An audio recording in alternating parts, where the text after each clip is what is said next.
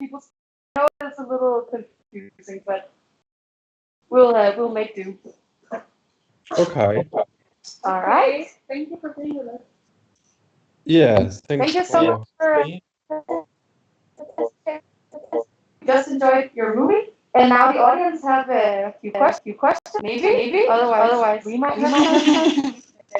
Does anybody want to write it up?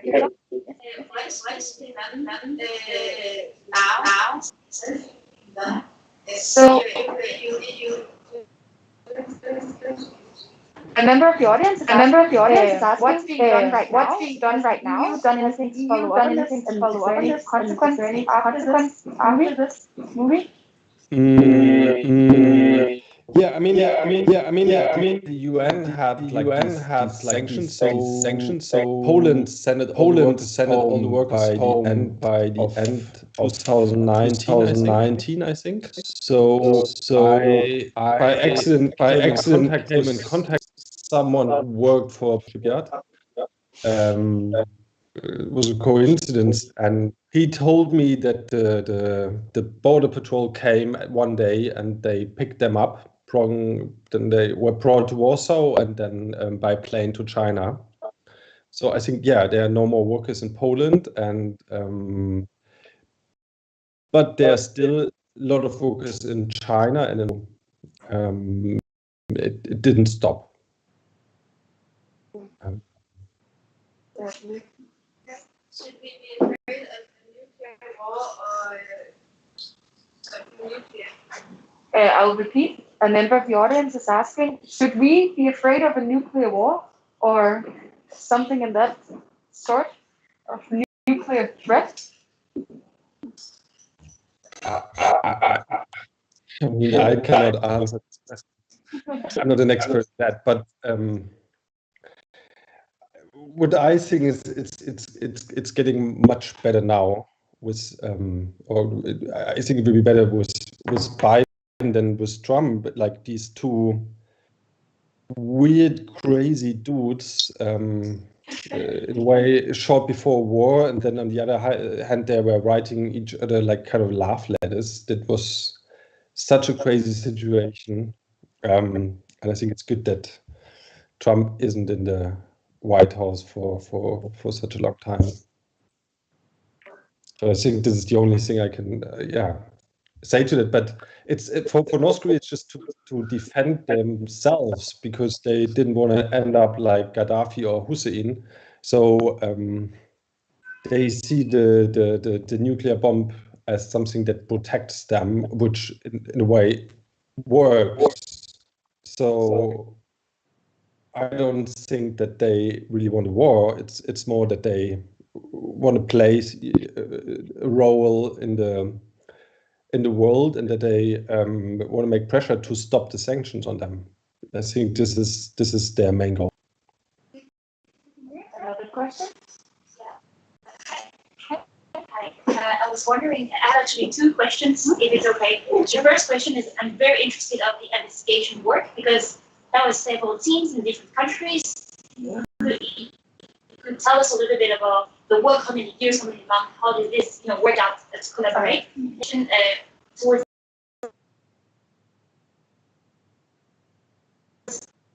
the goes from Korea. How can we as citizens actively work against this? Excellent question. Yes. I will take one of the questions. So someone in the audience Perhaps repeat the question. I don't know. Yeah, of course. What's being asked is two things. First of all, how did the work, how was that conducted? You said in the movie that there were several teams, and how long did it take, and how many people were involved? From your side, I think that the whole research at the end took us like kind of 3 years or so. I started the research because I did another film before about the workers in Poland for Weis. I worked for them before, and then I came in contact with the producer and with Mette from the Y, and then we started again, and together with my colleague Karl Giesdorfer, and then we also had a team in Russia, researchers. Kasia, you saw her in the film. She did the whole research in Poland. Then together with Remco from the Leiden University, and then we also in South Korea. There we also talked to North Koreans that defected to kind of like understand or have to talk to them how we can protect them and stuff like that. And yeah, it took us really, really long. Like at the end I think three years. And there was another question, which was in the end of the movie, the expert points out that we have a responsibility as consumers in terms of what we buy and how it's being produced in the other end of the chain. And how do you, Yeah, I was just wondering, how can you act? How as a consumer can you like make an actual change in that sense? Because by definition, it is a secret word. Yeah. It's not always easy to know what you do, what you get. Like it's a secretive word. So I'm just wondering how I tomorrow cannot buy something that would enslave people. And it's difficult, I think. Yeah. I'm not a journalist, but exactly. So the audience has a really good point of how it's very difficult to navigate as a consumer, and how if we were to go out tomorrow and try to avoid the sort of products or services that initially enslaved people on the other end of the production. You know how we can avoid this? To be honest, no, I don't think you can avoid it, but you should keep your eyes open all the time. I think it's one of 6 films about slavery, and what you see is there's slavery all over the world and in a lot of societies. Something that hasn't to do with this film, but we did another film, Remco and I, and what Remco found out that the North Koreans are producing a lot of clothes,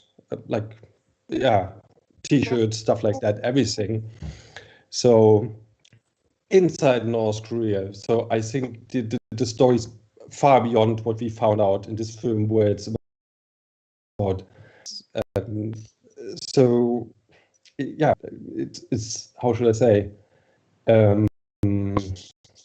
No, it's definitely super hard to avoid these stuff. I mean, The Guardian just wrote another article 2 weeks ago that the North Korean slave workers produced all the, I think it's called PPE2 or so stuff, like the protection gear against COVID.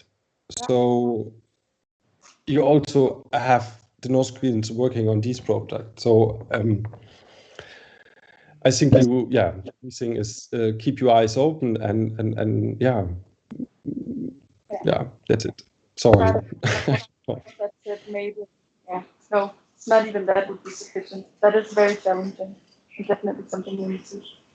You have another question? If you have one? How do you direct or kind of like choose what's supposed to be listened to? Because you're obviously not on the spot and say, but just film. Good question. Okay, so I'll repeat. A member of the audience is asking, when you're remote from the work, how do you direct? How do you control or suggest what sort of material goes into the movie and what doesn't when you're distant from it in terms of like geography? What do you mean exactly? Like when you're you're apart from the work, like people are filming in other locations, you're not with them the whole time. So is it challenging for you as a director to control the process? Or does more come in after the material comes in?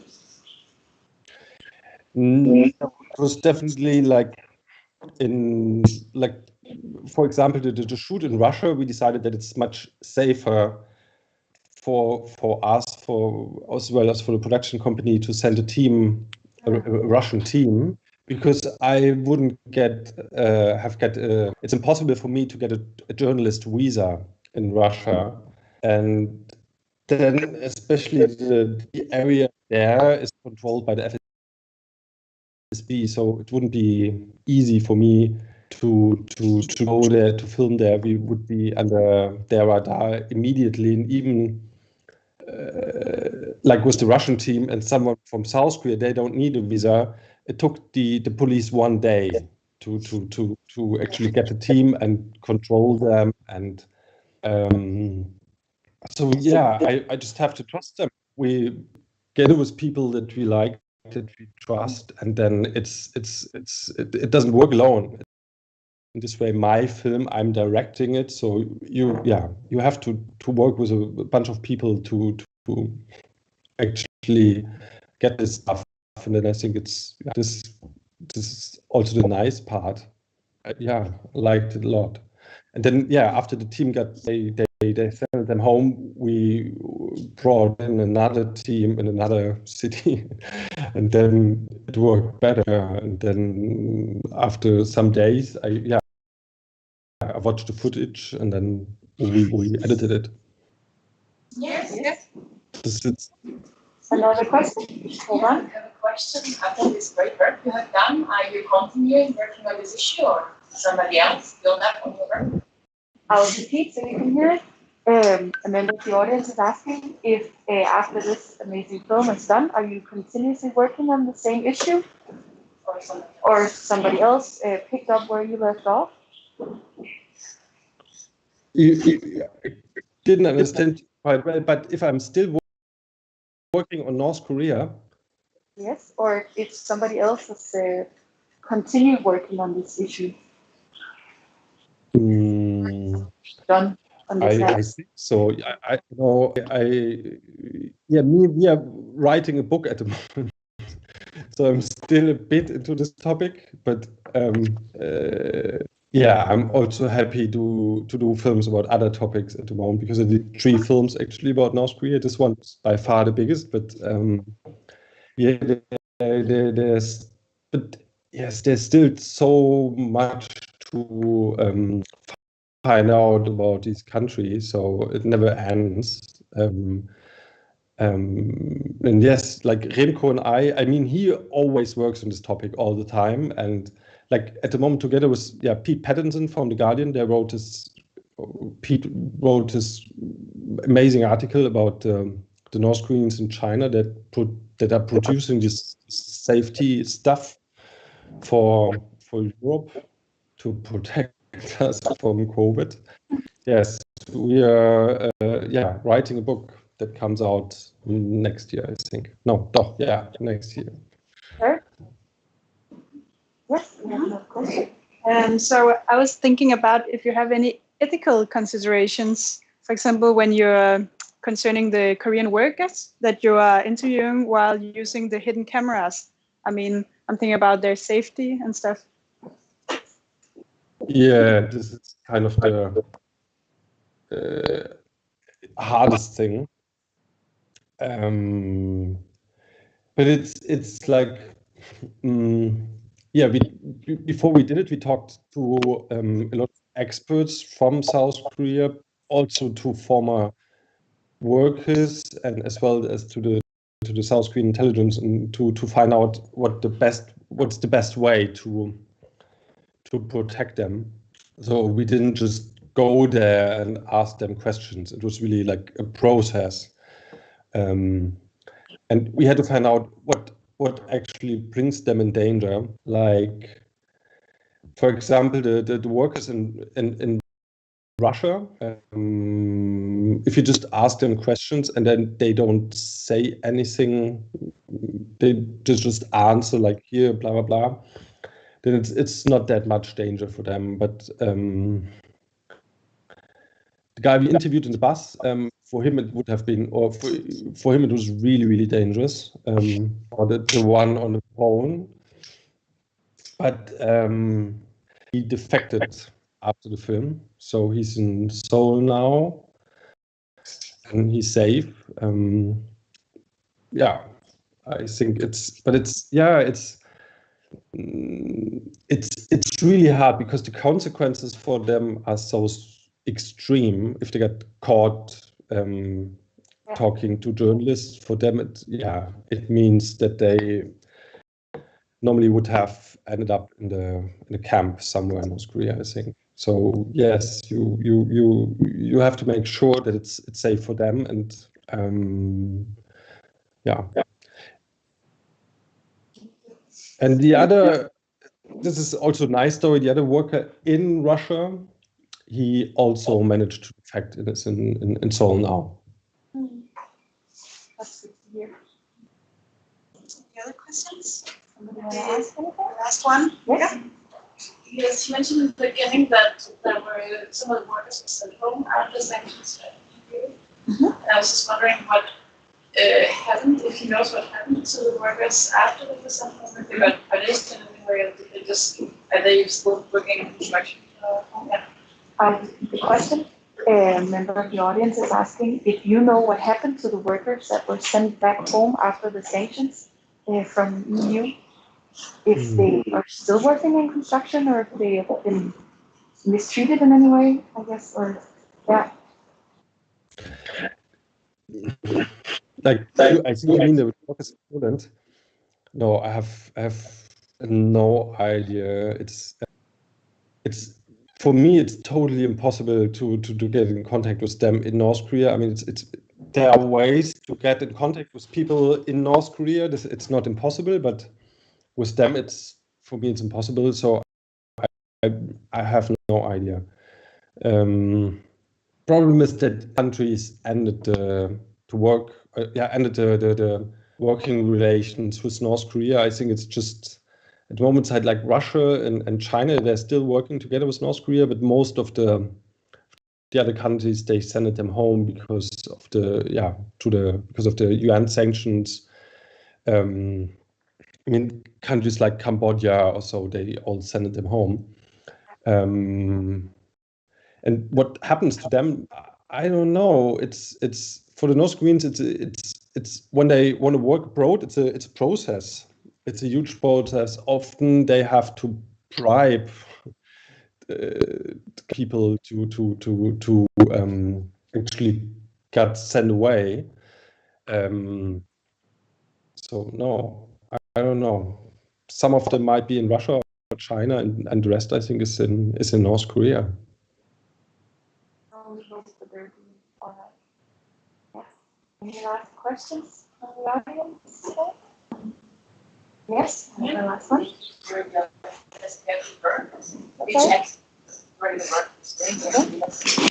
Which actors is working, you or some governments, and which are trying obstacles. Okay, yeah. So the question is, in your work, what sort of organizations were trying to help you and support you figuring out these truths, and what sort of organizations were working against you, trying to keep you away from your target? Okay. Sorry. Yeah, of course. I was asking, or the member of the audience was asking, in this process, when you're doing this type of work, were there any specific organizations that were helping you and supporting you finding out these truths about the conditions of the workers, and were there any other organizations that were deliberately trying to work against you in this work? Okay, yeah, the first tip I got from someone international. He wrote me a mail. It was I was super surprised because he wrote like, look, there are North Korean workers in Poland. I was like, no, don't believe it. And then, I started to research. But no, we didn't then work together with NGOs. We worked together with a bunch of local journalists, because for us, there were small reports in small Polish regional newspapers about the workers. So this was like how we got there. And yes, there were also a bunch of people against us, like the North Koreans. They, for example, sent a letter of indictment to the Dutch government and accused Remco that he had damaged the supreme dignity of the supreme leader, which sounds funny, but in North Korea it carries the death penalty. And then the embassy also sent us like mails and accused us of being spies and working for the CIA and stuff like. The Polish government wasn't really happy. We had a premiere in Leiden, where Remco lives, where the university is, and they sent someone from the embassy. He then accused us of being liars and stuff like that. Officially sent from the Polish embassy, which was super crazy. Yeah, sounds good. All right. Yes, I think one more question. The last question? Yeah. We're running out of time. Yeah. That's maybe what would be the main message of like the audience to leave with seeing this stuff. Excellent question. So we have someone asking, what is the main message you want the audience to leave with tonight after seeing this film? I think it's the film. It's not a single film. The film is part of a series, and I think this is the important thing. The series is called, why slavery, and I think what I think is so sad is that the slavery is still going on in all over the world in every society, and this is something I think we should have a look, and we should stop it. And it's happening here in Europe, in every country in different forms, but it's still happening, and we don't have that. We don't see that all the time. But I think there are a lot of kind of these invisible people in our middle, and I think North Korea is.